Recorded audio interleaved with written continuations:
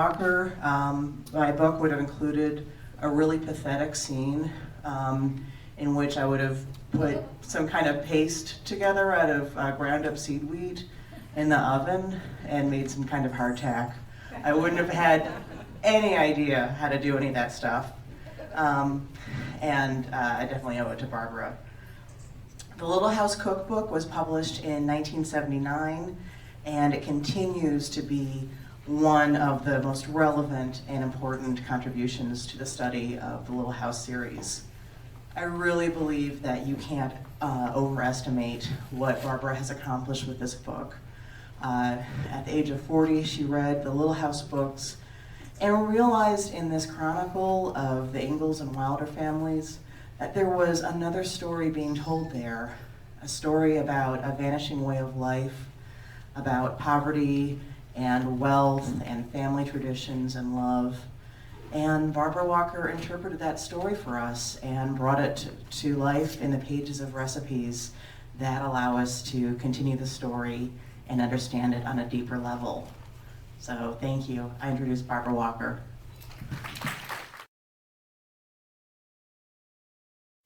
I got up full of pride about my new award. I was even prouder when I thought, do not put your glasses here, keep them on until you see what the shower knob is. So I was full of pride when I stepped into the shower, having just put my glasses aside. And then I realized I hadn't thought about the soap. So I thought, as I stood there under shower, what would Laura do? Laura would say, isn't this soft water wonderful? I don't need soap. I think that's true. I think that, and it was wonderful. I really would like to start with thanks, and I would really like to go through a whole litany. I do not dare to name names, lest one be omitted, and lest the litany take my entire speech time. I just want to say that I'm grateful to all the people who have organized this and attended them, and I will write them personally. All the Amy's and Rebecca's and Sandra's and Wendy's and Connie's and Laura's and Laura's and Laura's and Laura's. Thank you all.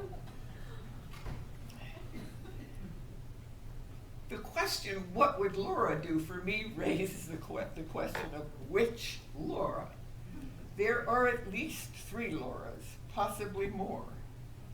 There is the real Laura, who was born in Wisconsin in 1867, and who has been best chronicled by Bill Anderson. There are other chroniclers as well, but he's the one I knew first, read first, and he was there first. And thank God for the work he has done. There is the Laura of TV fiction. That Laura remains unknown to me. TV, we first got our TV in 1973 when our daughter was 11, I guess. The TV Laura made her debut in 1974. I didn't sign my contract with Harper and Row until 1976, but I had begun negotiations back in 1971. I was with the beginning of my back and forth with Harper and Row about this book. So I was already engrossed in the project and already anteing up detailed outlines and chapters, and I did not dare get those TV images in my mind. I did not dare, because I knew I would become so hopelessly mixed up. When I was preparing to come here, I thought, all right, this stuff is running all the time on the Hallmark Channel. Now I really ought to get up to speed. I did watch one installment and I thought, don't you dare, or you will really, really you have such a faint grip anyway on the story. Don't. So I have nothing to say about the TV Laura. The Laura that I know best, of course, is the Laura created by Laura Ingalls Wilder in what we call a fiction series, a fictionalized autobiography.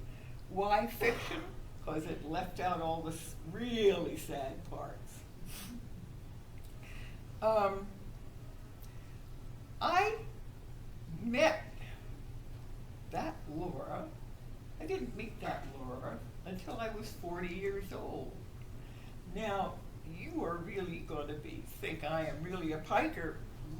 Laura didn't die until I was 29. I could have known her, but I was off doing something else, and I didn't even know about her books until I had a child of my own, and I was making three times a week trips to the library, and I said to the librarian, for God's sake, give me a series. And she introduced me to that, and I say, librarians, are there librarians in this crowd? God bless librarians. It was librarians who really carried the first edition through, I feel. So I read, I don't need, unless you want to hear it and ask me questions, that was my first introduction to the series. And of course, with my daughter, what did we do? We started cooking whenever we encountered food. We started making the food because that was a good thing to do together. That may have been called fiction, but I took the food and the preparation of food as absolute truth. I can't imagine anybody making up the story of how you make blackbird pie or any of the other. You might make up the blackbird pie story, but I took that as truth too, because it was an illustration of resourcefulness. I think the story of how I went from there and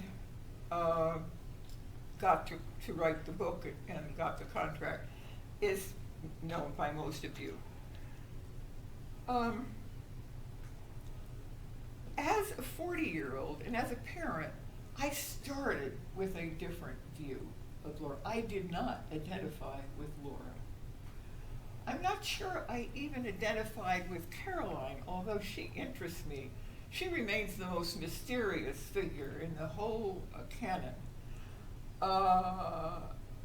And I identified with her to some degree. Only now, only very late in life, have I come to see a pattern from my own family here, and a skepticism and prejudice that I brought to these stories. My father, first of all, you've heard it said before that music was a very important bond in this family.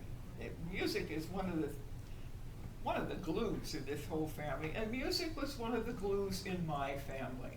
My father could pick up any instrument or sit down to any instrument and play it. I'm one of 3 children. But here's what I think made me a little skeptical. When it came time for me, the youngest, to go to college, my father chose, instead of financing my college education, to buy a 50-acre farm. He had land lust.